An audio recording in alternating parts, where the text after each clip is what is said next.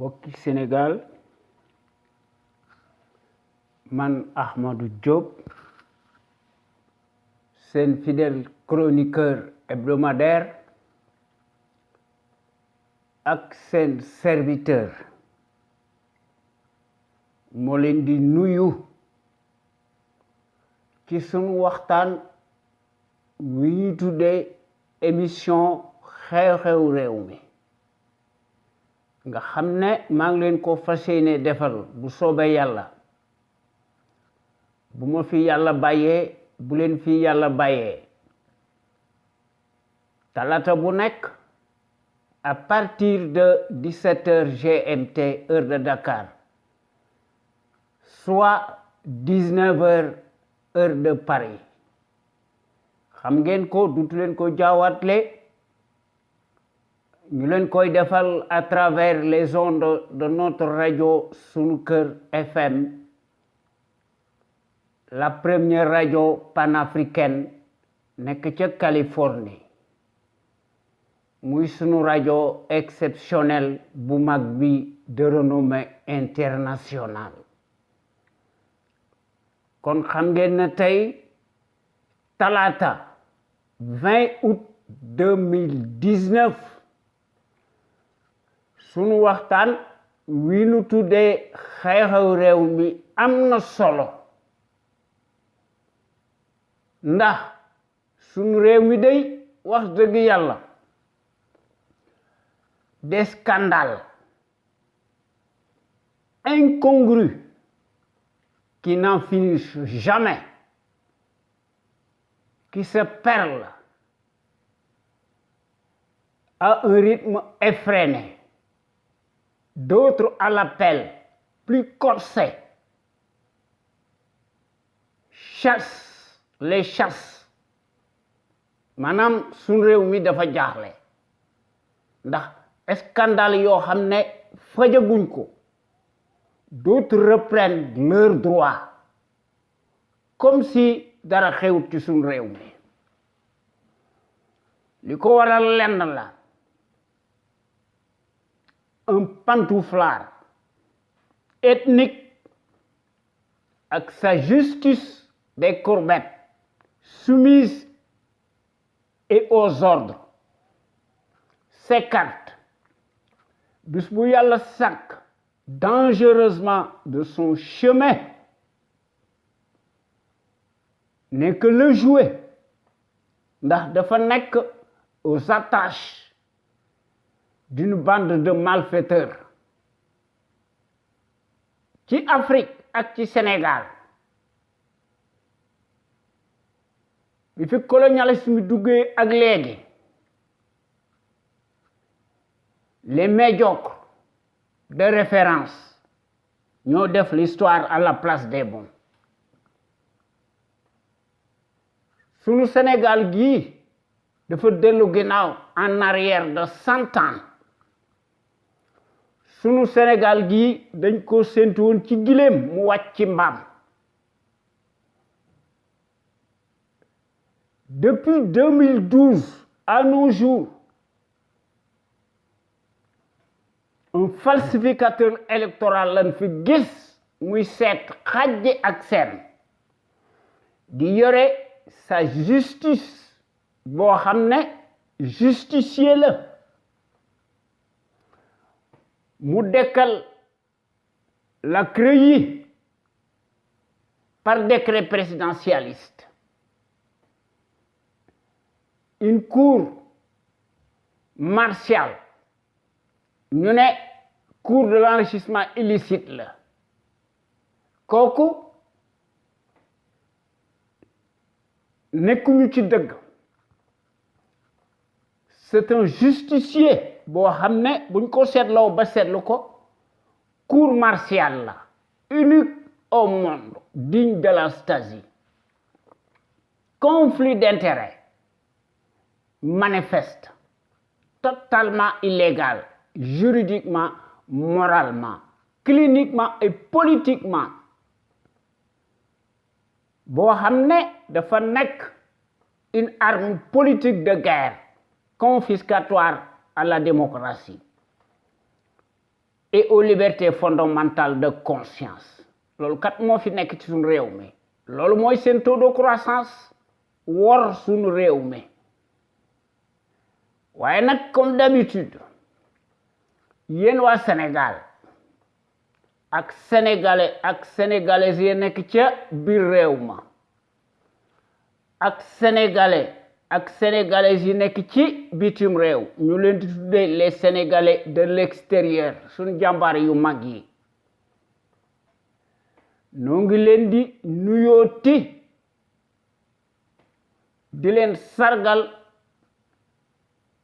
ci déglu bi ngeen nuy déglu noo ngi leen di sant wax dëgg yàlla ndax da ngeen a bàyyi seen yitte yépp di déglu gore yi kon amuleen morom yéen waa Sénégal ñoo ngi joxoti njukkal aussi tous nos auditeurs ak sunuy auditrices yi te noo ngi remercier aussi tous les commentateurs ndax nag wax dëgg yàlla bokk nañ ci sunu réew mi ndax kenn demul ñu des noo ngi nuyooti aussi les meilleurs sentinelles ci Sénégal nga xam ne bu ñu def seen waxtaan tonu bokk ci ñu tuddee ko l'info autrement ñu koy def altine ak alxemes à partir de 16h GMT heure du Sénégal su amee lu am exceptionnel dañ koy def ci diggante bi ndax duñu tàyyi wax dëgg yàlla ndax ay góor lañu ndax bis bu yàlla sàkk dañuy def des rediffusions yoo xam ne ci audio yu audible ñu koy def toute la semaine sans répit ndax dañoo gis ne mbir mi c'est une question de fibre patriotique et de pédagogie dañuy mettre en lumière toutes les mystifications du label d'un menteur professionnel profanateur dans l'âme ci war la dëkk guddi ak bëccëg xam na ko ndax xam na ne moom ci boppam dafa nekk un minable kleptocrate un agitateur traître teigneux amul benn mérite ndax amul benn scrupule amul benn lueur d'humilité peu ou prou xam na ko dafa nekk lu dul un accident de l'histoire waaye nag baadoo la workat su bëggee ku ko fal day yore làmmiñ wu ratax wu rëy wu mielleux waaye nag buñ ko fale day lank kandaare ne du jóge ci pouvoir bi di utiliser lâchement la force publique kon kooku dafa nekk une enzyme plus que dangereuse muy Macky Sall ndax moom ci boppam toute sa politique daf ko teg ci ay tappale muy yónni sa justice politique boo xam ne moo nekk son arme de guerre waaye nag gor yi bu ñu defee seen waxtaan wii tudde l'info autrement te ñu bokk ci samedi bu nekk dañuy tollanti di def des rediffusions ci émission bu ñu tuddee en toute objectivité loolu doy dimanche bu nekk ci loolu la ñu nekk ñu indi beneen waxtaan ñu tuddee ko la voix des jeunes maanaam baatu ndaw ñi ak yoonu ndaw ñi ñu koy def ci seeni coobaray bopp ndax dañoo bëgg sunu réew mi te woon nañ ko ci seenu ñàbbarte ak seeni réflexion remarquable prodigieuse yoo xam ne ñu ngi koy tabbal ci à travers les ondes de notre radio Sunu Kër FM, la première radio panafricaine nekk ca Californie, muy sunu radio exceptionnelle bu mag bi de renommée internationale ndax sénégalais yi ak sénégalaises yi man koo dégg.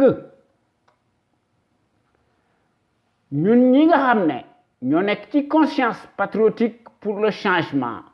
xam sa réew, bëgg sa réew, jëriñ sa réew, li nga xam ne daal moonu yitteel te doon ko wàcc, il faut que ñu tabaxaat sunu dëkk bi, sunu réew mi, un état régalien am fi, un véritable contre-pouvoir am fi, sunu réew mi yilif boppam,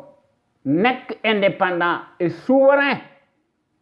ndax am réew su moomul boppam nekkut souverain, dara du mën a xew. kon Sénégal émergent ay tappale la, ay wax la. il faut que ñu delloo soit fi un état de droit boo xam ne amoon na ko fi néew, waaye nag badalo bi jële na ko fi, lépp lay tere, lépp loo xam ne moom la doon naqar lu démb génn na ca ba set wecc. sans la liberté kenn mënut a tabax dara lu jag, loolu wax dëgg yàlla kenn mënu ko weddi. qu'on le veuille ou non, il n'y a pas de constitutionnaliste sans une constitution en bonne et due forme, votée à l'unanimité par le peuple sénégalais entier, souverain, libre et indépendant, et par voie référendaire partagée. Comme soyons moins hypocrites et soyons justes, quelles que soient les expertises des prétendus constitutionnalistes, la conformité de la Constitution au Sénégal, qui est aujourd'hui, comme hier, articulée sur un paradigme présumé universaliste dès l'heure, ne peut être en aucun cas légale, juridiquement et politiquement, qu'à condition qu'elle eût l'approbation généralisée des Sénégalais et des Sénégalaises par voie référendaire.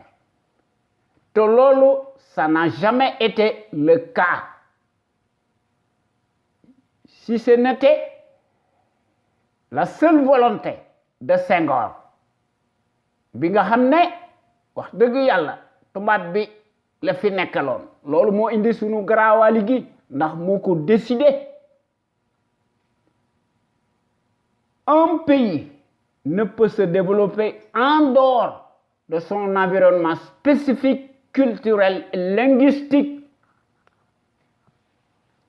Comme, en vérité, nous sommes de plein pied dans un état voyou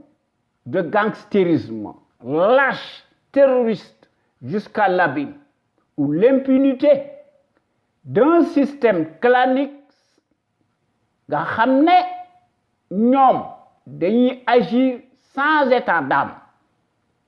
nga xam ne mooy nekk de rigueur comme unique mode opératoire. Pendant ce temps, les opposants indociles croupissent pour leur grade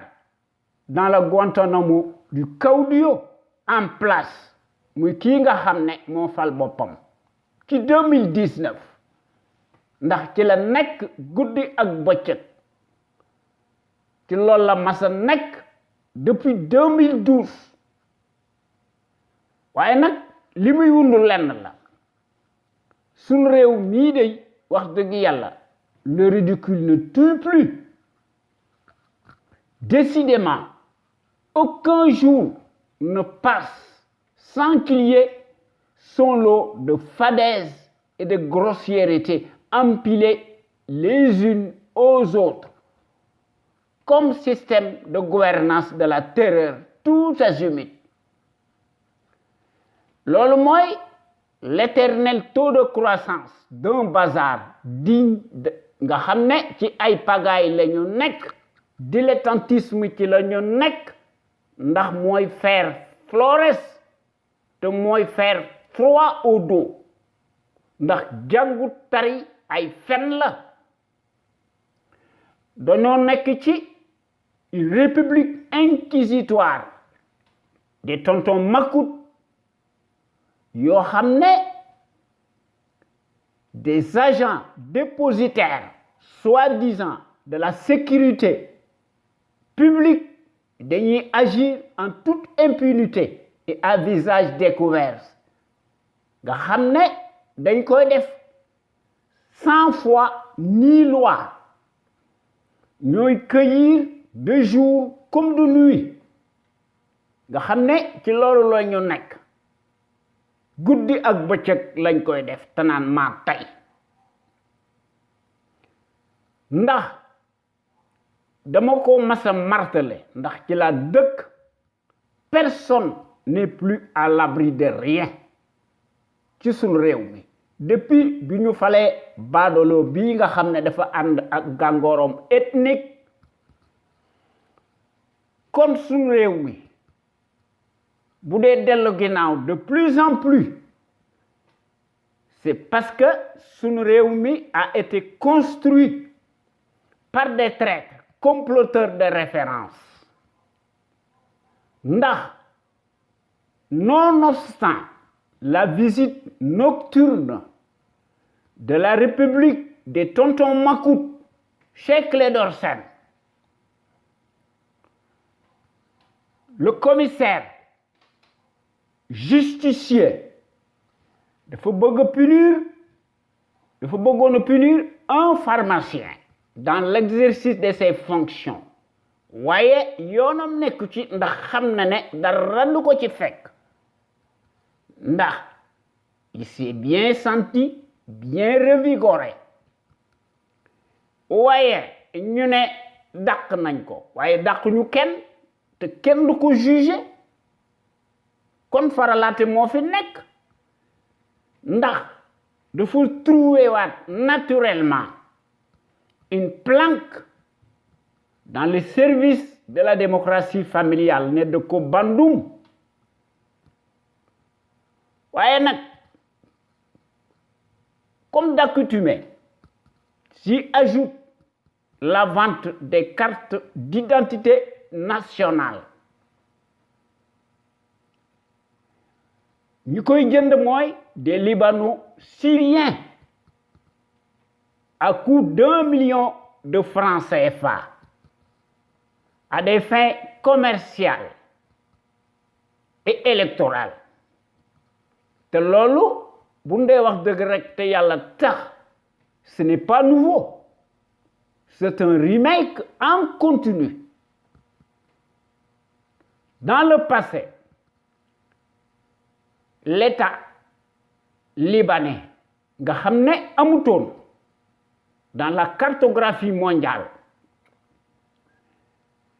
dans les années 1914, waaye nag tubaab bi pour éviter une bourgeoisie sénégalaise am fi, moom dafa defoon à tout prix ndax dafa déporter au Sénégal, muy sunu Sénégal gi nga xam ne dafa mas a nekk le ciel ouvert d'un dépotoir où tout le monde se sert, nga xam ne sunu Sénégal gi moo nekk tong-tong, ce qui explique aussi au XIVe siècle nga xam ne dans les temps modernes dans les années 60, la Mauritanie must exister dans la cartographie des pays africains. waaye tey la Mauritanie moo nekk la voisine du Sénégal muy la Mauritanie nga xam ne lu ñu mën a wax dafa nekk la république d'apartheid des Maures blancs yéménito arabo-berbère waaye li ci gën a doy waar muy ci sunu Sénégal gi les 4 éléments suivants qui se tiennent par la corde ñooy empêcher ndax ñooy plomber son avenir ndax sunu Sénégal gi du nekk un pays émergent bi ci jiitu mooy le pouvoir colonial fantoche tout puissant bi ci topp mooy l'oligarchie militaire les politicards et une certaine classe de la nomenclature politico-religieuse ñoom ñooy prendre en otage tout le Sénégal ñu koy def pour seeni propre intérêt mesquin mal placé kon c'est un euphémisme de dire que sunu Sénégal gi depuis 2012 ba tey jii gouvernance des coups d'État permanents des décrets présidentialistes suffocants qui obéissent à des connotations ethniques insolites yoo xam ne qui relèvent tout simplement de l'indécence absolutiste ndax sunu réew mi kii nga xam ne moo fi nekk di bajantu muy Macky Sall moom bis bu yàlla sàkk day wisaare di ger boole ci nag des folies dépensières mu ciy def des emprunts obligataires kon opulence ostentatoire lañ fi gis exhibitionnisme cynique rengaine haine viscérale lañ fi gis voyage superflu et onéreux tout azimut pour un oui pour un non nga xam ne tous les chemins mènent à Paris nga xam ne Macky ci loolu la nekk ndax commencé waat naa di yagar yi di ñëw ci ay sommet yoo xam ne amu fa njariñ xanaa kay déjouer son rôle de figurant pour amuser la galerie ndax sommet bi ñi koy organiser seen njariñu bopp rek moo tax ñu koy def loolu mooy wane ne sunu Sénégal gii ti ji la wàllu gën a aay ndax dañoo nekk ci république des scandales une dictature qui tourne à plein régime boo xam ne intégralement négationniste d'apartheid s'accommode en permanence nga xam ne bés bu yàlla sàkk day allumer des contre-feux ndax mu mën a fàtte ak ndëngteem loolu kat lan fi gis nu fi leneen waaye nag loolu jaaxalunu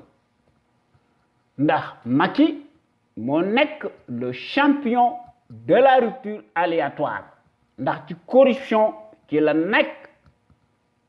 dafa mas a nekk le chantre du népotisme et de la pagaille waaye nag démb presse bi seen wax bari woon na ndax ci jamono jooju dañ daan déchaîné wu pour un oui pour un non et de façon abusive péremptoire même ñu koy def ñu doon ko def ci l'ancien régime bu Abdoulaye Wade qui en avait pour son grade ñu ko doon traité de tous les anathèmes du monde waaye curieusement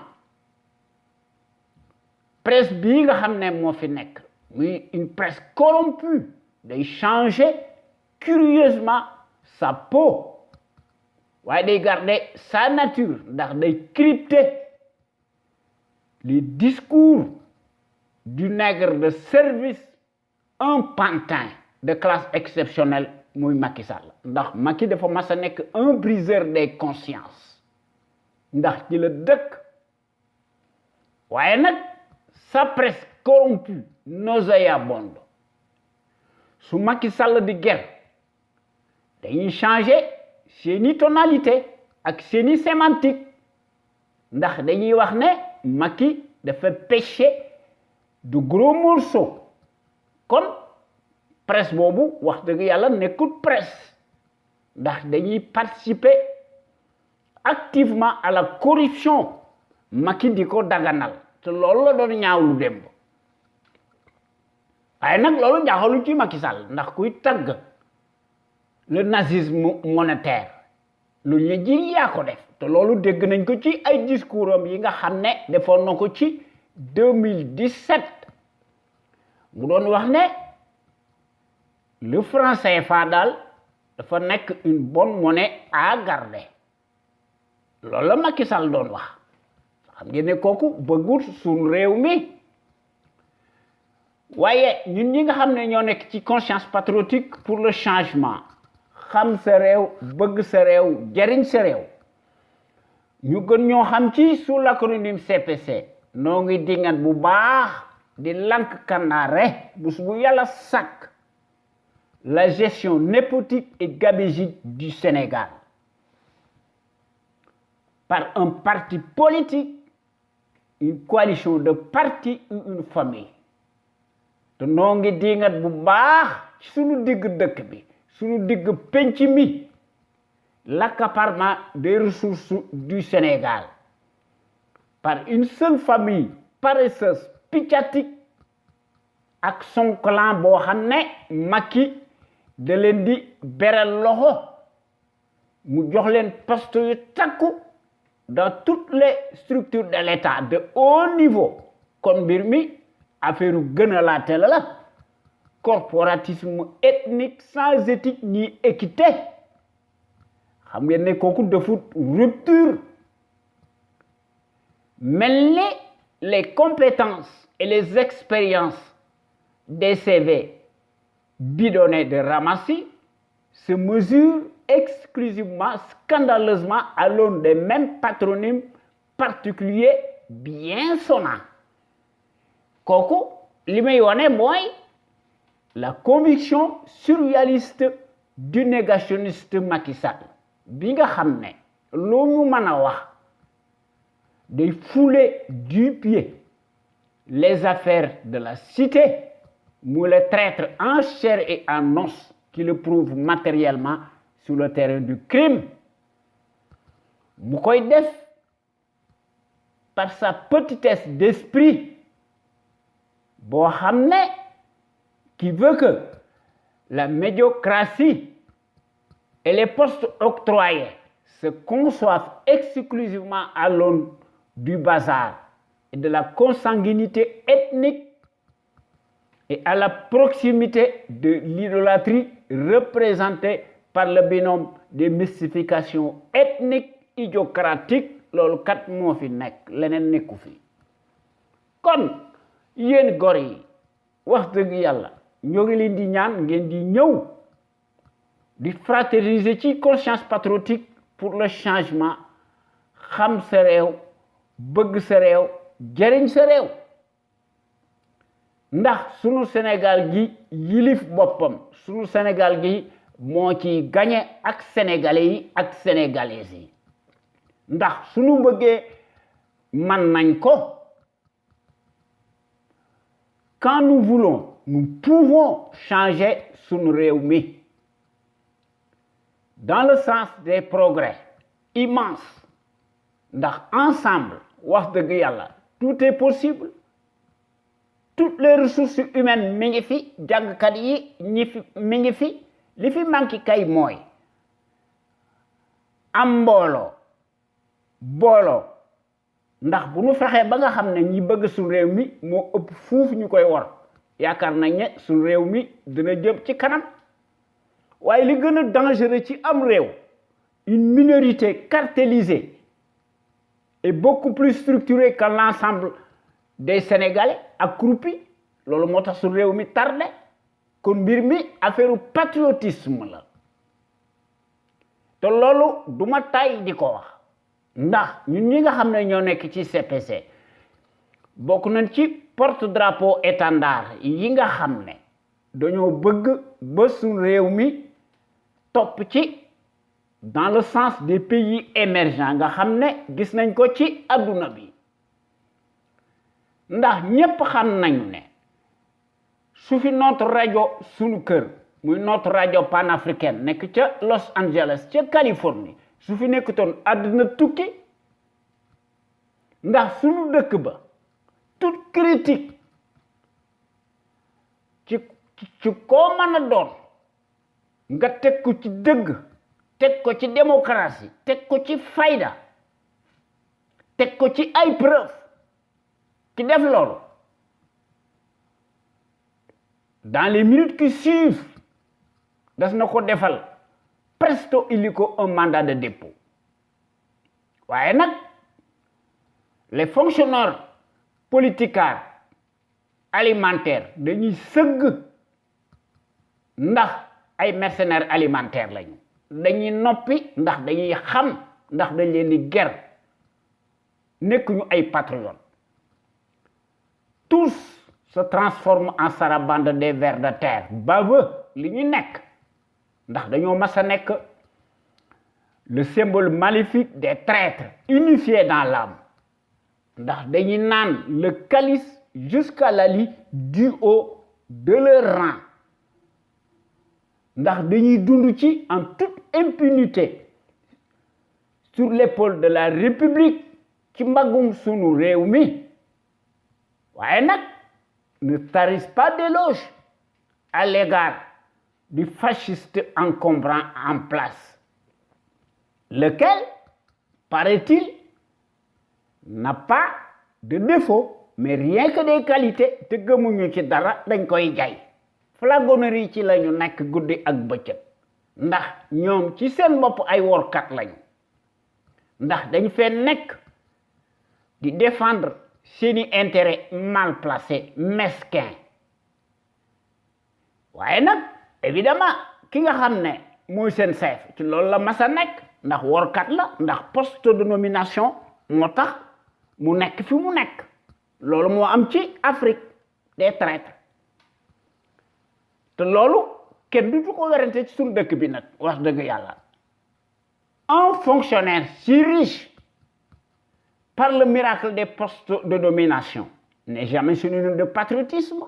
xam ngeen ne kooku nekkut kilifa muy Macky Sall ndax dafa nekk un indigne chef de clan d'un parti politique cliniquement clanique te wane ne ko ci suñu digg penc mi suñu digg dëkk bi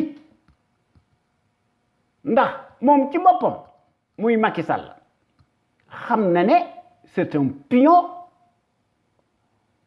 moom dafa nekk ci ay label de son foutoir muy Macky Sall en chair et en os nga xam ne depuis 2012 ba tey jii ci adduna bi ñu ngi koy peindre sous le défroque victimaire des leurs et sous la baguette magique de la référence propagandiste mondialiste laquelle ba tey jii dañuy jokkoo ndax dañoo nekk en jointure avec le vacarme hystérique de la servilité endogène en place te loolu kenn du ko werante fu na la Macky Sall nekke mbilam lacc mu tukki Europe France la gën a dëkk que ci Sénégal que bu nekkee ci Sénégal sax day tëj di tijji di nangu di këf comme aujourd'hui plus que jamais le larbin en service continue de jouer sur le piano américano-français. Au lieu que nous répondre aux attentes pressantes, il passe tout son temps à restreindre drastiquement davantage la liberté d'expression. Ndax day jënd di guerre les consciences abîmées, présumées notables de l'heure. waaye li ci gën a doy waar day commander du matériel de répression mu jënd ko ci ay clients waaye nag les populations astiquées, siphonnées dañ leen di considérer comme un matelas financier extensible, ñu leen di cribler d'impôts et de taxes de toutes sortes. ñoom ñooy fay bor bi li leen di duma ñoo koy jënd armes yi leen di duma ñoo koy fay te loolu kenn du ko werante te loolu moo am ci Sénégal ak ci Afrique. kon ñun ñi nga xam ne ñoo nekk ci conscience patriotique pour le changement, xam sa réew bëgg sa réew jariñ sa réew danoo considérer ne sunu Sénégal gii il faut que ñu teg ko dans la bonne direction ñu def ko en action matérielle ndax sunu Sénégal gi mën a yilif boppam ndax c'est à ce prisme-là que sunu Sénégal gii wax dëgg yàlla mën a retrouver sa dignité ak sa plénitude ak son rayonnement boo xam ne moo koy def ci coobarey boppam mu koy def à l'instar des nations émergentes waaye nag loolu duma tàyyi di ko wax hier comme aujourd'hui depuis 15 ans notre radio sunuker.com qui est à l'avant-garde et à la pointe du combat juste et pour l'émergence du Sénégal debout et fier de l'être sunu rajo bu mag bi de renommée internationale mësta nekk ci les chantiers battus ndax sunu rajo bu mag bi wax dëgg yàlla day proposer du neuf ndax day briser les tabous te day bousculer les idées reçues te day innover te sunu rajo bu mag bi day populariser la démocratie ndax mësta nekk ci les conventions ubuesques de l'establishment ndax sunu rajo bu mag bi bés bu yàlla sàkk day inscrire toujours dans sa trajectoire révolutionnaire qui évolue dans le bon sens des valeurs et des progrès immenses, exponentiels, salutaires et indispensables pour que nous soyons capables d'assurer le destin de notre pays sur des bases voulues, en toute logique, en toute indépendance et en toute conscience. Ndax, qu'on le veuille ou non, n'en déplaise aux turiféraires de la sarabande pestilentielle, notre média est devenu plus que jamais, bu ñu dee wax dëgg rek, un phénomène de société, reste plus que jamais le seul à aborder librement les sujets les plus variés qui sont considérés comme la loi de l'omerta. En particulier nag la gouvernance politique, bancale, ethnique que les médias serviles du service public ak privé ñu mu aborder thème yooyu ndax tous ces médias-là ñoom ñëpp passent au peigne fin, tous arrimés et deviennent de facto des instruments politiques alimentaires soumis aux ordres monopolisés par le pouvoir calamiteux, tortionnaire, usurier. xam ngeen ne ñooñu amuñu patriotisme te amuñu fiscalisme te amuñu civisme waaye nag su rajo bu mag bi mooy mottali seeni ndëggte ndax su rajo bu mag bi bés bu yàlla sàkk day def des innovations multiples tant par la qualité des informations qui sont publiées sur notre site sunuker.com que par les analyses pertinentes des sentinelles sénégalaises nga xam ne ñooy wax ci à travers les ondes de notre radio sunuker.com bi nga xam ne dafa mas a nekk l'avant-garde du civisme et du patriotisme te loolu noo ngi koy def en toute humilité te loolu dafa nekk une exclusivité de notre site sunuker.com bi nga xam ne dafa mas a nekk la première radio panafricaine de renommée internationale nekk ca Los Angeles ndax vous ne trouvez nulle part ailleurs de telles informations capitales les plus importantes, si diverses et variées, par leur qualité éminemment prouvée, surtout celles qui relèvent incontestablement de la géopolitique, contrastant parfaitement avec la platitude de la servilité en place nga xam ne manifestement ay traîtres lañu ndax dañuy embellir le bilan chaotique du négationniste ethnique, révisionniste et dont l'immoralité malordante sans égal, exceptionnelle et substantielle à son taux d'ADN. Évidemment, loolu jaaxaluñu ndax il n'y a rien d'étonnant de la part d'un pantouflard professionnel, menteur, profanateur dans l'âme nga xam ne bis bu yàlla sàkk il ment plus qu'il ne respire ndax amut kaddu te amut worma te amut empathie ci sunu dëkk bi kon sunu Sénégal gi ne pourra jamais sortir de la pénombre et du guêpier infernal bi nga xam ne baadoolo bi moo fi nekk depuis 8 ans di addu kalpe di tëj guddi ak bëccëg il faut que ñu régler son compte il faut que aussi ñu régler le compte des traîtres yoo xam ne dañuy agir en bande organisée ndax dañoo nekk des fripouilles pouilleuses alignées ci loolu lañ nekk waaye nag suñu rajo bu mag bi un panel d'intellectuels d'hommes et de femmes ñoom ñépp dañoo mas a nekk de gros calibre doués en matière grise s'expriment librement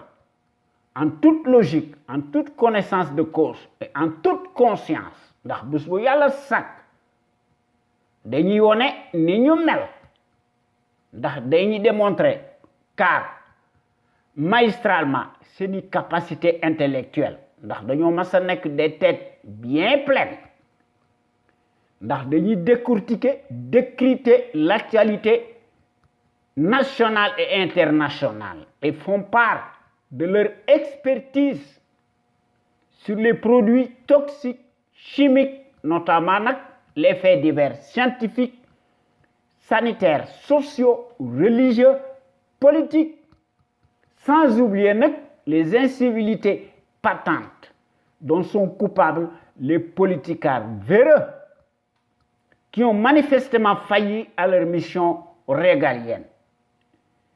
ndax dañoo ubbi di ubbeeti la boîte de Pandore à certains citoyens sénégalais par leur manque de conscience se soulagent publiquement et piteusement aux abords des bâtiments loolu moo tax ñoom it ñu nekk ci seeni anarchie ndax ñi nekk ci politicard bi moo tax ñu koy def mimétisme la mbir mi kon nañu dellu soit seen xel ñu defar sunu réew mi kon soyez donc plus nombreux ngeen di déglu gor yi wala ngeen yore seeni xalima di bind ngeen indi ko ci notre radio sunuker.com te dara du leen ci xew te dara du leen ci fekk ndax sunu radio sunuker.com mu nekk la première radio panafricaine nekk ca Californie de classe exceptionnelle et de renommée internationale dafa mas a nekk la radio la plus populaire qui reste plus que jamais l'éternelle cheville ouvrière des sentinelles sénégalaises aux vérités implacables aux bras d'acier inachetables ndax kenn du leen jënd ndax ñoom ci seen bopp bis bu yàlla sàkk dañuy def preuve d'analyse pertinente sans complaisance nga xam ne duñ ci def benn compromission ne souffre d'aucune ambiguïté sur la chose publique au Sénégal waaye nag sunu Sénégal gii soo ubbee l'actualité politique bi da nga yéemu ci yàlla ndax actualité politique bi day bari te day senn te day siit duñ xam fan la ñuy commencé ak fan la lay teeral ndax day gën a marqué wu de plus en plus ndax ñoo ko tey dañuy seet li nga xam ne mënuñu ko ñàkk bañ a wax ñu wax ko ndax bu ñu bëggee wax lépp nag wax dëgg yàlla duñ ci génn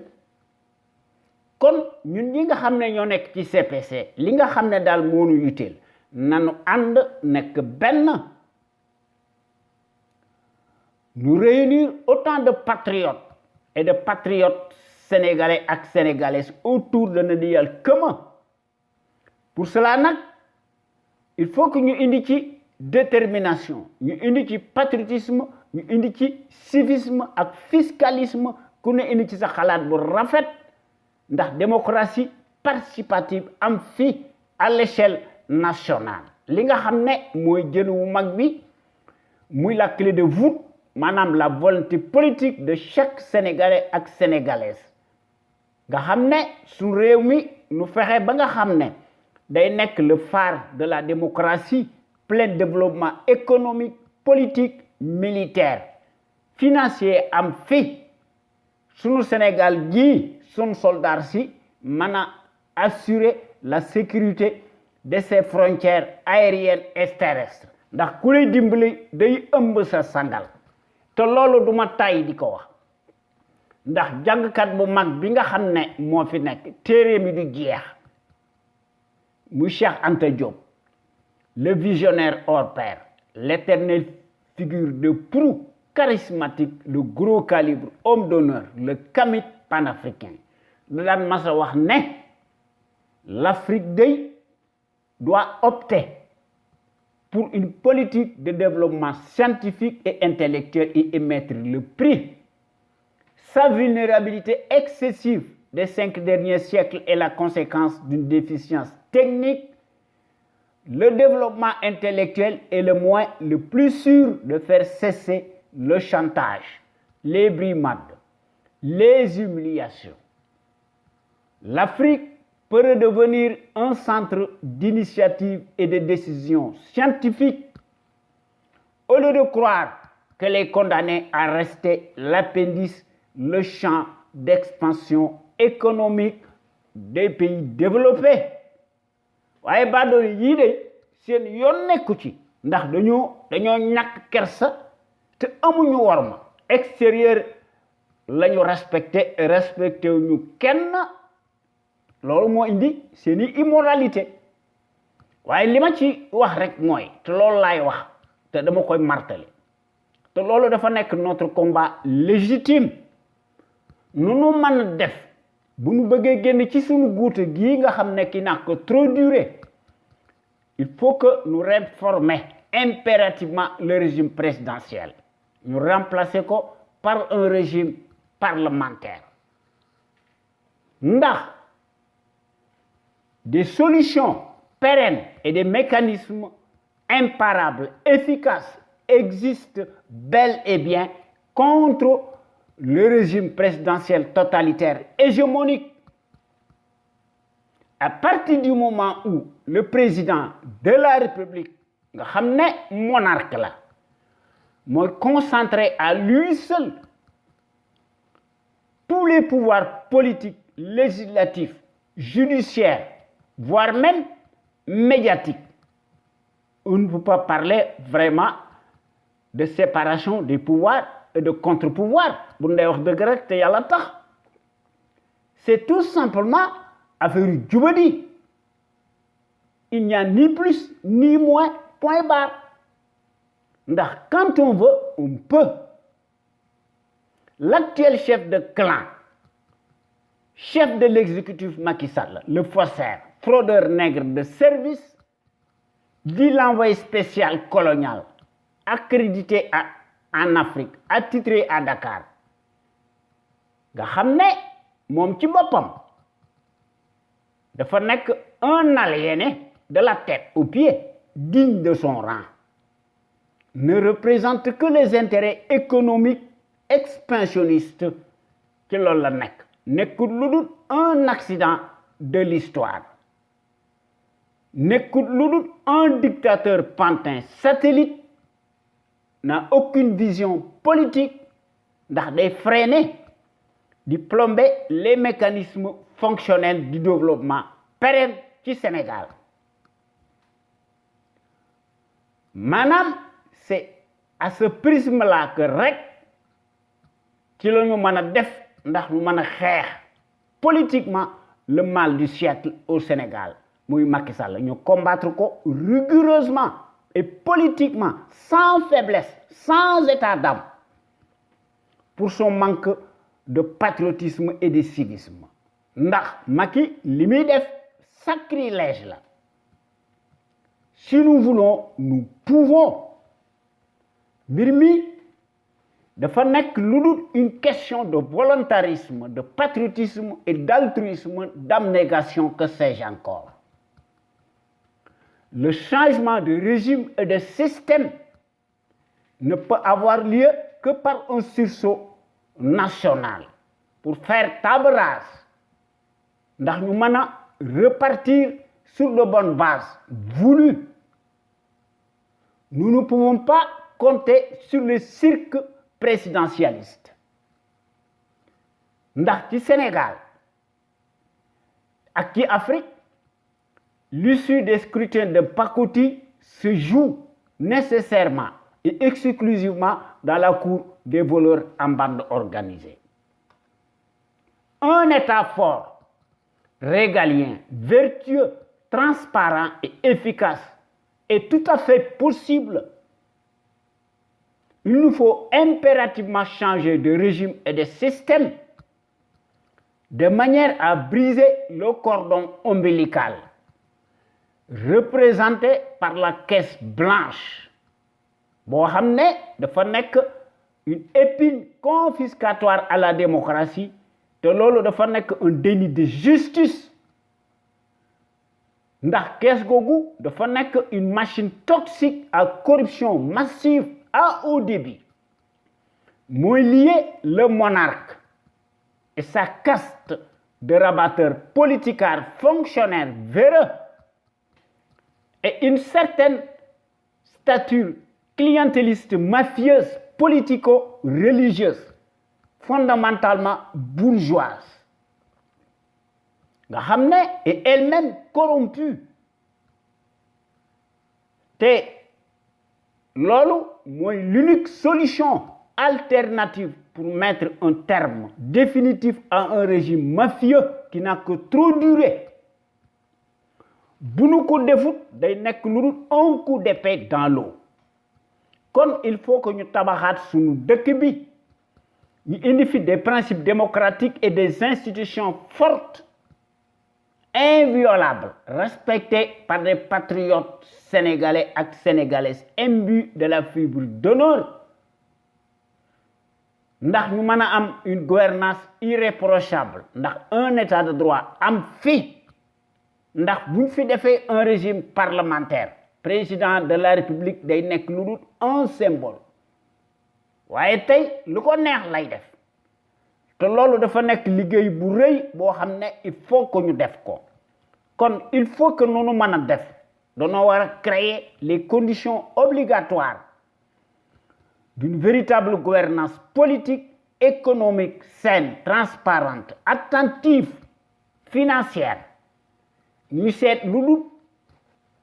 les seuls intérêts nationaux légitimes incessibles de la nation sénégalaise. Pour toutes ces raisons nag il faut que ñu teg ci sunu bopp réew mi de véritables sentinelles sénégalaises charismatiques de manière qu'elle soit en mesure de créer une impulsion dynamique pérenne. Cela étant, il faut que nous cultivions le patriotisme, la démocratie, la justice et la justice sociale, l'éthique, l'équité, l'unité nationale, la sécurité am fi te lu ci manqué dara du xew waaye ñun ñi nga xam ne ñoo nekk ci CPC nga xam ne ñoo nekk ci conscience patriotique pour le changement xam sa réew bëgg sa réew jariñ sa réew ñun il faut que nous rehaussions l'étendard de nos valeurs pour cela nag nous devons nous inspirer et puiser dans le trésor inestimable de nos valeurs hommes d'honneur yoo xam ne ay suufi yu mag lañu ñoo tëdd ci sunu dëkk bi jàngkat yu mag lañu te dañoo màndu ñu jàngale seen xam-xam dans nos universités ci sunu collège yi ak ci sunu daara yi ak ci sunu école primaire yi te bu ñu fàtte aussi jàmbaar ju mag ji sunu jàmbaar ju mag ji muy Lat Dior Ngoné Latyr Diop l'homme de la résistance armée notre héros national nga xam ne dafa xeex ba dee farouchement face à l'armada coloniale pendant 24 ans kooku mooy jàmbaar malgré nag la supériorité numérique des envahisseurs ndax Lat Dior Ngoné Latyr Diop dafa verser son sang est marqué d'une empreinte digitale toute sa vie a livré des combats acharnés sans merci combat yu metti face à l'armada du colonialisme repoussant mais ne kooku jàmbaar la ndax Lat Dior Ngoné Latyr Diop dafa tomber les armes à la main sur le champ de l'honneur nga xam ne ci Deqale le jeudi 27 octobre 1886 ci nga xam ne avec deux de ses enfants Thiendella Niabass ak Sakhewar Niabass nga xam ne beaucoup de ces guerriers redoutables ils laissèrent leur vie kooku jàmbar la ay jàmbara ñoo tëdd ci suñu dëkk bi waaye workat yi dafa mel ni que dañoo nandal suñu réew mi loolu moo tax suñu réew mi tardé te li ci gën a tiis nga xam ne mooy tardé suñu réew mi non soi-disant nga xam ne politicard nga xam ne dañoo bëgg a nekk président de la république ñoom ñépp daanaka dañoo nekk des multimilliardaires par des raccourcis politiques des postes de nomination tànn sa bu la neex se réduisent en roitelets pour n'être que des abrutis poltrons, des clowns, de pacotis baveux entourés de garde-corps se donnent piteusement la qualité de dirigeant imaginaire évidemment dans ces conditions moo tax suñu réew mi di tardé nañu gëstu xam-xam ci Cheikh Anta Diop ak Mamadou Dia ak góor yi fi nekk pour cela nag il faut que ñu cultiver le civisme chez les populations le civisme moo nekk le réflexe décent de tout citoyen et responsable qui a sa place dans la société ndax le civisme day impliquer le savoir-faire et la civilité lorsqu'il s'agit de la chose publique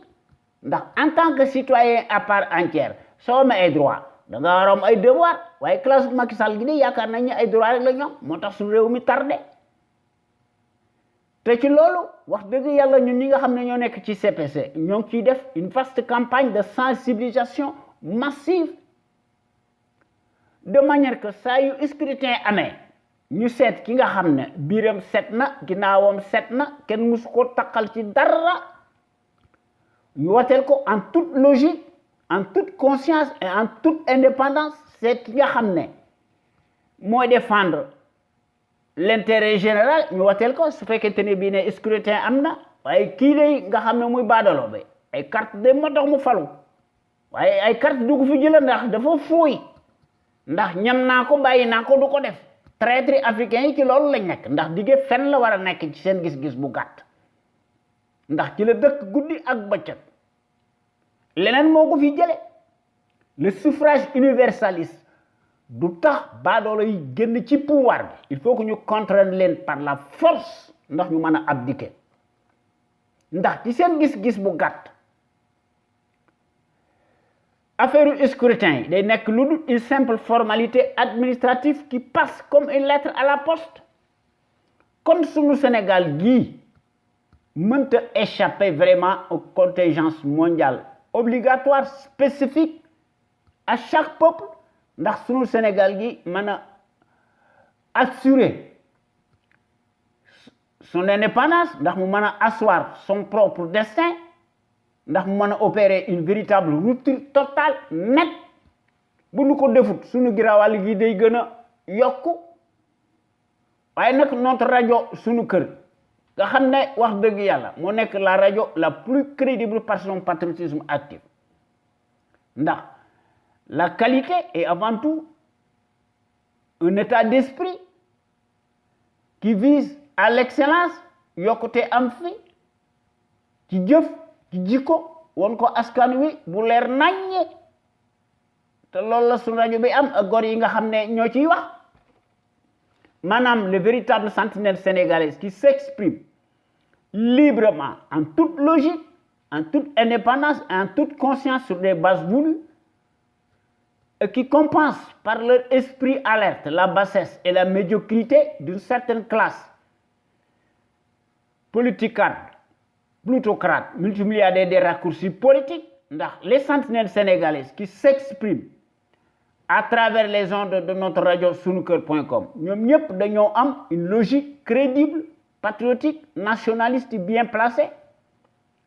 qu'elle distille peu à peu dans les consciences sénégalaises pour que sunu Sénégal gi aille de l'avant. Ndax sunu Sénégal gi top ci sur la trajectoire des grandes nations émergentes nga xam ne ku leen tooñ ñu di gaale ko yow ba mu saf sàpp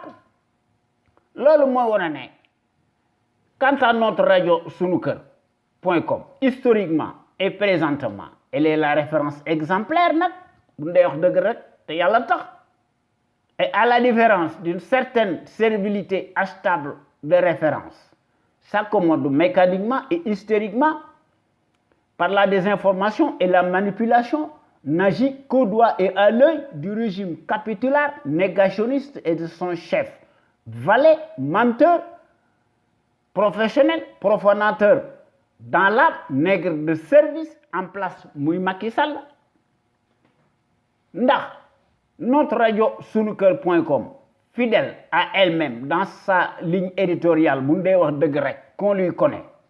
reste plus que jamais le rempart de la démocratie réelle qui porte par excellence la marque du support médiatique sénégalais, le plus libre pour son indépendance plausible par rapport à un exécutif corrompu, juge et parti, impulsif, et qui dicte sa propre loi arbitraire au nom de la tyrannie pour faire taire toute voix discordante des opinions libres. La sentinelle sénégalaise, si nous sommes fi ñu nekk ndax dañoo nekk à l'endroit ndax ñooy wax ci kaw tout haut et publiquement ce que les minables politicards pensent tout bas par leur insuffisance criarde ndax sentinelle sénégalais yi nekk ñu fi rek di ŋàññi wala di wax lu leen neex wala di sànni ay xeer ndax bés bu yàlla sàkk nag dañuy proposer des solutions concrètes pérennes durables et tangibles ndax ñu mën fait créer un véritable Sénégal émergent, totalement opposé à celui des menteries inflationnistes fascistes. Ndax les sentinelles sénégalaises ñoo nekk au bon endroit li ñu xalaat dañ ko wax ci kaw ndax amuñu benn complexe lu néew ko bari ndax li ñu xalaat dañ ko wax ci kaw ci suñu dëkk bi suñu digg penc mi ñoom ñépp dañoo am un savoir-faire te dañoo am un savoir-être ak un savoir productif actif nga xam ne wax dëgg yàlla ay jàmbaar yu mag lañu kon nag tey nanu wax ci sunu temu tey bi maanaam nanu waxati ci Macky Sall bi nga xam ne dafa nekk ñu wax ci ay mbiram maanaam nanu wax ci l'itinéraire d'un hâbleur. Est-il donc devenu et le porte-parole et le promoteur des lobbies homosexuels au Sénégal. Point d'interrogation. Nan ci wax. Waaye nag, ne soyez pas pressés. Bu leen yàkkamti. Ndax, en effet, nous allons décrypter sans complaisance te danañ ci indi notre expertise maanaam danañ ci indi suñuy argumentaire yoo xam ne magistraux sur des faits matériellement avérés, prouvés et tangibles que personne ne peut démentir dans le temps et dans l'espace. La vérité ne saurait être synonyme de mensonge. Waaw loolu moom moo ci am. Le traître dictateur comploteur en chair et en os, c'est celui qui est impassible, insaisissable, se cache sous les faux habits d'un démocrate. Ndax, une fois qu'il a été élu, Macky dafa falaat boppam, se maintient donc au pouvoir par des mécanismes douteux, trie au volet ses auxiliaires de service les plus fidèles. Nga xam ne dans ces conditions, Macky gagne automatiquement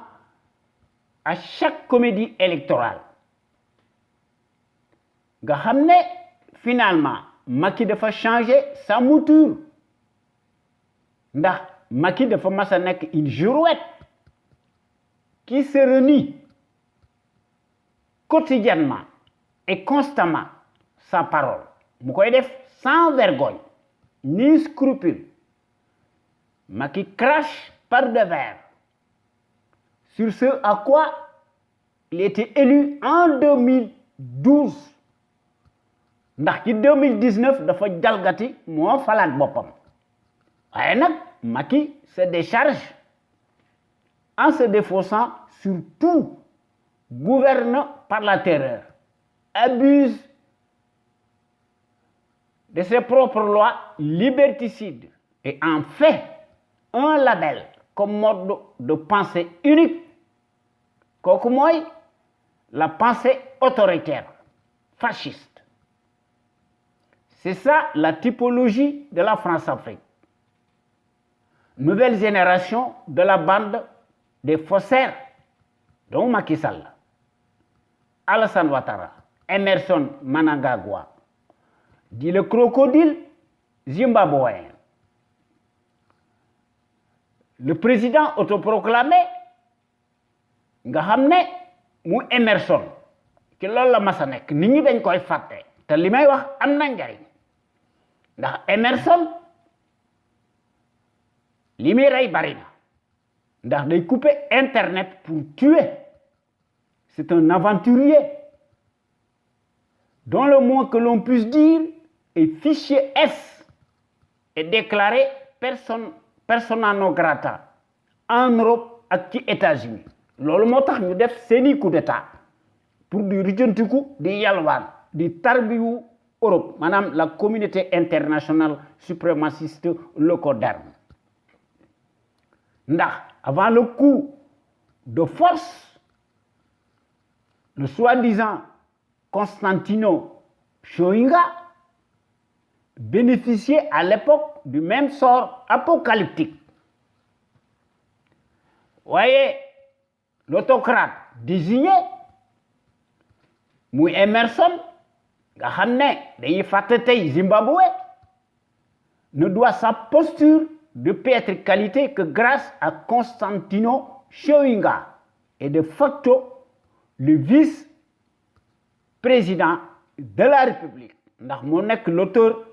du coup d'état stricto sensu contre Robert Mugabe, le résistant et père de l'indépendance du Zimbabwe ex-Rhodésie. Comment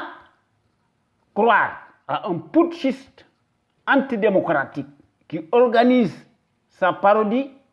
présidentialiste, obtient un score fantasmagorique digne de lui à quelques encablures du verdict bien connu programmé. Parce que dafa jatan tous ses opposants en les parquant en résidence surveillée. Macky ci loolu la nekk kon Macky moom it ak ñoom Emerson ak ñoom Ouattara et compagnie ci loolu la ñu mas a nekk waaye Macky moo jël coupe bi ndax Macky nii muy defee nga xam ne day jalgati waaye dafa mel ni que moo nekk le porte-parole et le promoteur des lobbies homosexuels au Sénégal. Comme le nègre de service qui s'autoproclame un ingénieur des leurs ndax musu koo nekk école bi mu ne jànge na fa kenn du fa former ay ingénieur te du wane diplôme mukk ba illa yawmi diini comme celui qui ment sur ses diplômes mentira nécessairement sur tout le reste. Autrement dit, derrière un menteur professionnel se cache nécessairement un voleur pris constamment la main dans le sac. Ndax parcours Macky Sall ci 2000 Abdoulaye Wade daf ko joxoon un poste ci PCA ci Petrosen ndax Petrosen dafa nekk une entreprise de droit sénégalais en passant comme directeur de campagne d'Abdoulaye Wade pour lequel il devient son premier ministre. L'arriviste Macky Sall opportuniste mu doon occuper le perchoir maanaam assemblée nationale bi waaye le taciturne fidèle à lui-même est sorti de terre on ne sait où et comment si ce n'est des postes de nomination tànn sa bu la neex ndax l'agent colonial cagoulé pour mieux sauter et rebondir demain gravit et franchit peu à peu et facilement tous les échelons et sans encombre nga xam ne ci jamono jooju tout en travaillant à la fois dans le secret des dieux et de façon souterraine avec ses maîtres blancs, le sous-marin américano-français prétend donner des gages à son ex-mentor en lui montrant une apparence de façade qui ne se doutait de rien. Pour ce faire, le traître taciturne tissé ci jamono jooju sa toile d'araignée à travers la planète entière avec ses futurs parrains ndax ci 2009 le silencieux qui a été bien engraissé dans les deniers de l'État ci jamono jooju mu doon chercher à l'époque un prétexte c'est-à-dire un talisman ndax dafa mel ni jig na ko qui consistait à faire entendre soi-disant Karim Wade pour plaire à ses maîtres ñu ne le super ministre d'État du ciel et de la terre daf ko bëgg entendre à l'Assemblée nationale notamment nag sur la gestion de l'ANOCI. C'est le moment de se peindre faussement sur les défroques victimaires. La suite est connue. Le flibustier est catapulté par effraction au sommet de l'État sénégalais, vassalisé jusqu'à la lie. nga xam ne li taxoon ñu fal ko c'est grâce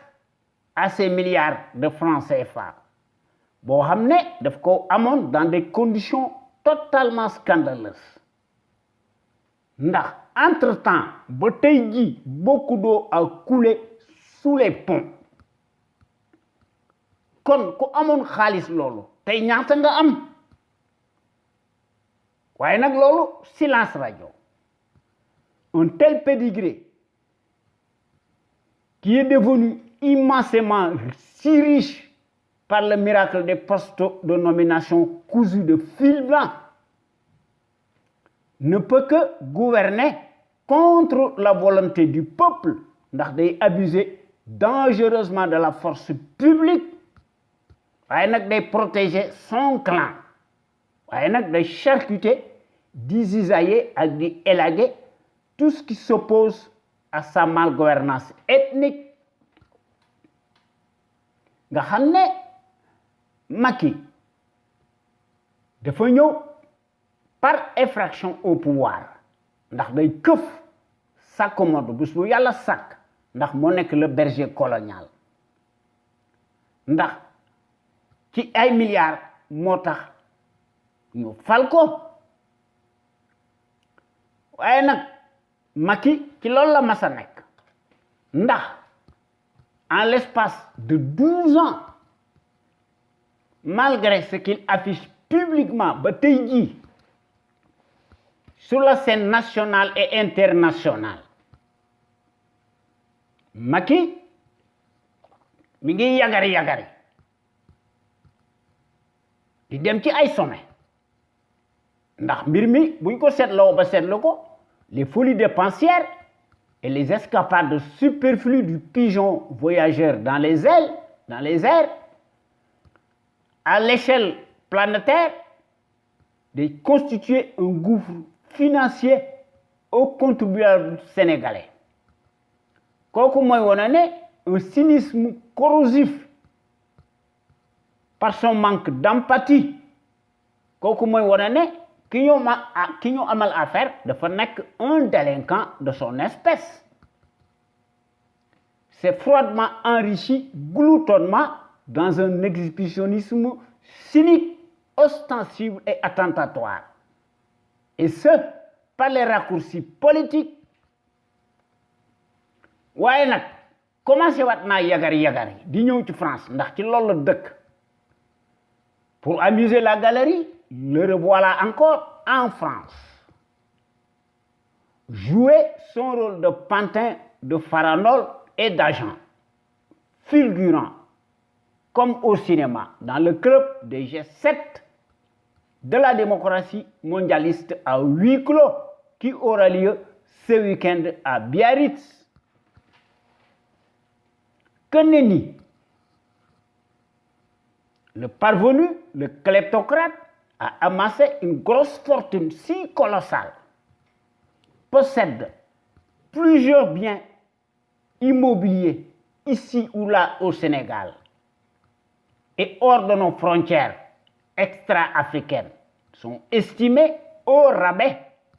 à 8 milliards de francs CFA. Surtout dans un pays où la majorité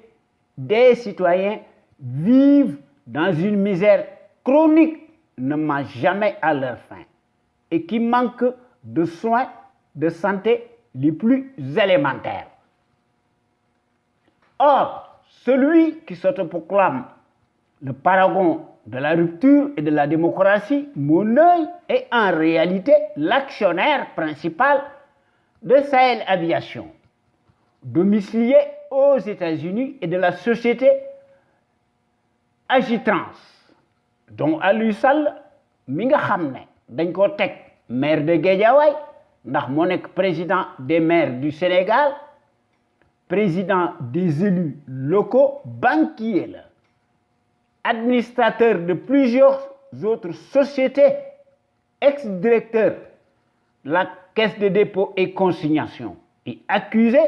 par BBC d'avoir touché des pots de vin, de l'attribution de 2 champs pétroliers ak ci gaz bi. Alors que ci jamono jooju Macky dafa làq Aliou Sall ndax Aliou Sall dafa créer sa société mu ànd ak Frank Timis ndax l'homme d'affaires def ne 250 000 milliards de dollars yi nga xam ne dañ ko waroon a verser à l'État sénégalais ndax ñu mën cee fay ay taxes. Média bi BBC nee na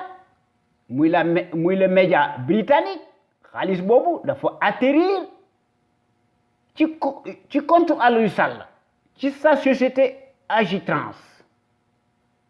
nga xam ne Aliou Sall moo ko doon jiite waaye Aliou Sall xam nañ ne prête-nom la ndax de façon étrange ce dernier n'est qu'un prête-nom, un fusil qui circule et se promène librement dans la capitale sénégalaise, en toute quiétude et en toute impunité. Je me passerai des nominations hystériques à caractère purement ethnique d'un village entier né de Kobandoum dans toutes les structures étatiques de haut niveau ci bu état bu Sénégal kooku warkat moo koy def kon soyons courageux conséquents clairs et nets et précis n'en déplaise au coupable présumé et sa bande composite de fripouilles alignés. Interrogation bi posée mooy est-ce que Macky n'écoute le porte-parole et le promoteur des lobbies homosexuels? Cette interrogation légitime ne peut être en aucun cas un secret d'État. Te n'écoute une offense, tant soit peu, encore moins un tabou. Wolof Njaay dafa wax ne lu defu waxu lu ay di ñambat. Autrement dit, qui parle, agit, s'expose à la place publique. C'est la loi de la liberté d'expression en action. Nous ne faisons pas de la diffamation gratuite ni de la propagande. Te defunu des informations, te defunu manipulation tendant à l'invectiver ou diaboliser le fantoche pour le livrer à la vindicte populaire. Loin de là, ce n'est pas notre vision de la démocratie. En conséquence, nous ne saurions accepter l'idée farfelue selon laquelle il fallait situer les faits accablants dans leur contexte, comme le font souvent les politicards de mauvais aloi, de mauvaise foi, lorsqu'ils sont pris constamment dans le sac et en flagrant délit. Nous ne sommes pas amnésiques ni des veaux, ni des demeurés, même s'ils nous prennent pour ce que nous ne sommes jamais. Macky Sall nee na troisième mandat, c'est fini. Kooku il faut le prendre avec des pincettes. Ndax en dépit de ces mensonges cataclysmiques récurrents auxquels il nous a toujours habitués, le sous-marin américano-français colonial en chair et en os remplira-t-il davantage à l'horizon 2024? Yaakaar naa ko. La question ne se pose pas compte tenu de ce que nous savons. Ndax l'abondance de la rhétorique de caniveau en bande organisée qui se perle de plus en plus à l'appel. Nous devons être vigilants et sur nos gardes. Plus les mensonges deviennent gros, mieux ça passe dans les consciences abîmées. Pour sa fidélité indéfectible à l'égard de l'oncle Sam et du pays de Marianne, pour leur avoir bradé tout le pétrole et gaz du Sénégal, les marchands d'illusions timbrés, les agents spéciaux, secrets, officieux, muy des nébuleuses, des nébuleuses tractations souterraines, on ne sait pour quelle raison, tentent de se convertir eux-mêmes en experts dociles de la géopolitique, tentent vaille que vaille de peindre la marchandise avariée pour la vendre, de sorte que la pilule amère passe de nouveau en 2024. Loolu du fi amee. Une telle idée contradictoire, insolite, selon laquelle le Sénégal est un allié de premier plan des États-Unis ne tient pas. Ndax le pays de la Teranga est soumis sous le règne du kleptocrate Béni-Oui, muy Macky Sall le nègre de service, demeure plus que jamais un satellite ndax dafa nekk la vache à lait ci ñi ñuy tatak ndax bokk na ci parmi tant d'autres en Afrique des guignols pour dire la vérité, rien que la vérité. Ndax contrairement à ce que l'on peut penser ici ou là, le 12 janvier 2018, Donald Trump, le suprémaciste blanc colonial, a qualifié les pays africains de pays de merde. Kon buñ fi kenn wax ne Sénégal dafa nekk un allié des États-Unis. Mbir mi c'est entre dominateur et dominé, voilà la réalité. waaye li ci gën a doy waar Macky dafa jël ay matukaayam ndax ñu mën koo làq te loolu gis nañ ko ci la présence militaire permanente américaine plus massive au Sénégal et en Afrique francophone se corse nga xam ne soi-disant pour lutter contre le terrorisme demeure plus que jamais un indice révélateur inquiétant repoussant n'augure rien de bon. Ndax les troupes d'occupation et les bases expansionnistes soft nous donnent des preuves matérielles au regard des faits que personne n'ignore. Kon kii nga xam ne muy Macky Sall nga xam ne dafa nekk ci ndigalu tubaab yi ndax Macky Sall moo nekk le Machiavel sénégalais, le falsificateur électoral et de la gouvernance aléatoire. Ndax nekkut le promoteur et le porte-parole des lobbies homosexuels au Sénégal. À ma connaissance et à mon analyse, la réponse apparaît nettement, sans équivoque, ne souffre d'aucune ambiguïté. Ndax le dictateur en place, dont l'impunité constitue une déclaration de guerre, day protéger son frangin à lui seul, son entonnoir, son prête-nom qui circule librement et tranquillement. waaye nag Macky daf koy def pour du làq ndëngteem. Kon Macky dafa mas a nekk ci tànki du pacte de Quincy nga xam ne ñoo ngi ko signé woon ci février 1945 entre le président Roosevelt et Abdel Aziz Ibn al-Saoud. Macky ci tànk yooyu la nekk. Kon nous n'inventons rien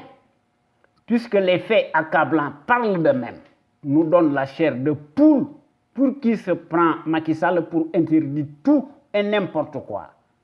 te loolu gis nañ ko ci Pakistan, on s'en souvient. nga xam ne le traître da doon commandé ndax da doon tester des armes que les citoyens sénégalais ak sénégalaises ñooy fay armes yooyu te loolu moo fi am. Kon Macky ci loolu la nekk waaye Macky Sall bu bëggee am la qualité d'un vrai dirigeant mu koy def en action matérielle. Macky ne de lutter contre le terrorisme invisible dans le ciel sénégalais, dégagé de toute erreur. Kon, au lieu de jouer le pantin, Macky ferait mieux d'emprunter les traces de la Lat Dior Ngoné Latyr Diop, ndax mu montrer ses biceps avec l'armée pour les combattre. nga xam ne su fekkee ne gis na terrorisme waaye gisu ko. mbir mi affaire expertise colonialiste la. En ce moment, on verra bien. Comme le monarque président n'est pas une institution qu'elle prétend incarner, idem même pour la constitution moribonde étrangère. c'est une insulte et un blasphème contre le pouvoir du peuple, par le peuple et pour le peuple. Nga xam ne finalement la véritable institution dans les faits, c'est le peuple. Ndax sans le peuple, il ne serait rien. Les populations africaines sont incapables d'en finir une fois pour toutes avec leurs autocrates qui leur pourrissent quotidiennement la vie. te loolu dafa nekk une spécificité ci Afrique te loolu wax dëgg yàlla doy na kiimaan ndax si en Afrique les traîtres agissent en bande organisée et en toute impunité di violer ak di piétiner, di fouler du pied les constitutions fictives qu'ils considèrent comme des jouets, c'est parce que le droit international se conçoit à sens unique et dans la cour royale de ceux qui l'ont élaboré pour eux-mêmes et pour leurs propres intérêts. En d'autres termes, pour garantir leur impunité, les pantins satellites de service calent leurs propres intérêts à ceux de leurs maîtres. Ça, c'est la règle. L'avenir de l'Afrique, dite francophone, vassalisée, se décide ailleurs dans les palais feutrés occidentaux, en lieu et place des populations africaines méprisées jusqu'à la lie, et pour cause. te loolu gis nañ ko ci Alassane Ouattara. Le putschiste ethnique pro-colonial de Béni Oui a modifié à sa propre guise la constitution et livré tout le cacao au lobby chocolatier du côté de l'hémisphère nord. ndax dafa modifier la constitution te am na deuxième mandat te il dit qu'il n'a pas son dernier mot ndax fa war a briguer un troisième mandat alors que l'article 183 permettre ko mu nekk candidat à sa propre succession waaye nag américains yi nee nañu jox nañ ko 525 millions de dollars visant à soutenir soi-disant la croissance et encourager les investissements privés loolu mooy faral seeni saay-saay kon mbir mi buñ ko seetloo ba seetlu ko derrière Alassane Ouattara se cache l'autre pédigré, le caniche de l'Occident n'est jamais loin. kon ñoom seen bopp rek ci la ñu nekk ñu ci leneen ndax affaire terrorisme dafa mel ni que mi ngi dépendre ci gis-gisu les soi-disant expertise ci affaire terrorisme en Afrique ndax mbir moomu ndax les expertises relèvent-elles de la volonté des marchands d'armes et des puissances de canaux? La question se pose. Autrement dit, les chantages, la stabilité et la récurrente sécurité de la zone sahélienne dépendent-ils des élites satellites des Krobet nga xam ne mbir mi dafa am arrière-plan maanaam la géopolitique tendant à dominer toute l'Afrique à l'échelle continentale africaine. Et ce, sur fond de mépris et de présence militaire, muy la permanence militaire américaine, suprémaciste. waaye Macky li ñuy fàtte mooy Macky ci 2013 s'exprimait sur les droits des homosexuels à l'université de Harvard ndax Macky dafa waxoon ne il faut protéger les minorités la vidéo da doon def virale ndax la vidéo était visible à l'époque sur Internet et notamment sur YouTube bi nga xam ne miraculeusement daf ko dindi ci ay radaram waaye mbir mi le titre parlant reste plus que jamais de marbre sur Internet loolu mooy wane ne le menteur professionnel profanateur au double discours nga xam ne ci contradiction ci la nekk fidèle à lui-même en rajouter délibérément une couche épaisse supplémentaire. Je le cite textuellement. Qu'ils soient homosexuels, c'est leur problème. Voyez, Macky se garde bien d'en dire autant pour les musulmans. Ndax ci le 27 juin 2013, curieusement, lors de la visite à Dakar du président américain Barack Obama, la girouette insaisissable dafa changer ndax dafa édulcorer son discours ndax dafa déclarer woon ci juin 2013 mu ne la société sénégalaise n'est pas encore préparée à ça maanaam ci xam-xamam bu gàtt ndax liñ ko digtal lay wax en d'autres termes maanaam en termes clairs selon lui au fur et à mesure que le temps passe nous les musulmans nous finirons par lâcher du lest en intégrant maanaam l'homosexualité dans nos valeurs nga xam ne Macky daf koy mépriser et pour plaire à ses maîtres locaux d'armes Macky loolu la doon wax ci loolu parce que bu ñu seetloo discours bi daf ko crypté loolu moo tax mu doon wax ne les Sénégalais ne sont pas prêts à ça waaye mbir mi dañoo yore constitution poupée articulée au paradigme universaliste colonialiste des leurs nga xam ne pour la première fois dans l'histoire du Sénégal ay homosexuels ñi ngi wax ci dëkk bi certains même ont le culot de porter plainte une première te loolu doy na kiimaan maanaam mbir mi il faut ñu seetaat sunu Sénégal gii ndax sunu Sénégal gi day gën a dellu ginnaaw en arrière de 100 ans te loolu am nañ ci ñun ñëpp suñuy part de responsabilité laïcité séparation des pouvoirs entre l'Église et l'État muy la symbolique et idéologique des valeurs culturelles politico-chrétiennes Europe moom la ñuy def waaye ñun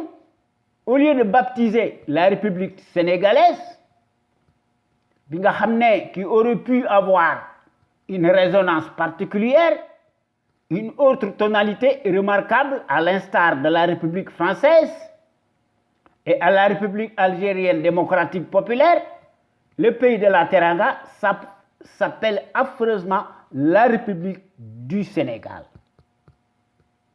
te loolu bu ñu ko seetloo ba seetlu ko dafa nekk une sémantique inadaptée décousue de fond en comble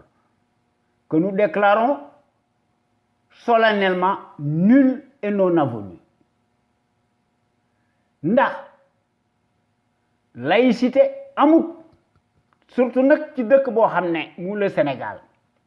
95% ay musulmans lañu un comble de l'incongruité abyssale waaye mbir mi bu ñu seetloo affaire laïcité dans les faits tangibles la laïcité est une escroquerie un mensonge grotesque il n'y a pas de pays laïque car le terme laïcité est une notion abstraite n'est qu'une manœuvre dilatoire et une habileté géopolitique savamment orchestrée mais la réalité est tout autre chez les pays les plus bavards qui s'autodéclarent eux-mêmes les paragons de la démocratie, de l'égalité, que sais-je encore. Lorsqu'il s'agit de la religion, qui est par définition la pierre angulaire de la politique, waaye adduna bi dafa doy kiimaan ndax telle une huître l'Europe reste mordicus sur ses valeurs chrétiennes et culturelles y compris les pays totalement indépendants, souverains et libres, tandis que l'Afrique, poinçonnée, francophone, aplati de la tête aux pieds, sur toute la ligne, et qui est sous tutelle coloniale, suscite l'appétit. Nga xam ne dañ ko dicter des constitutions yoo xam ne ay photocopie la taillées sur mesure à l'échelle des pays accroupis en tête desquels des soi-disant élites ethniques larbinisées jusqu'à la moelle s'exécutent machinalement, mécaniquement et promptement à la demande du gendarme colonial le tout puissant malgré son discours trompe-l'œil.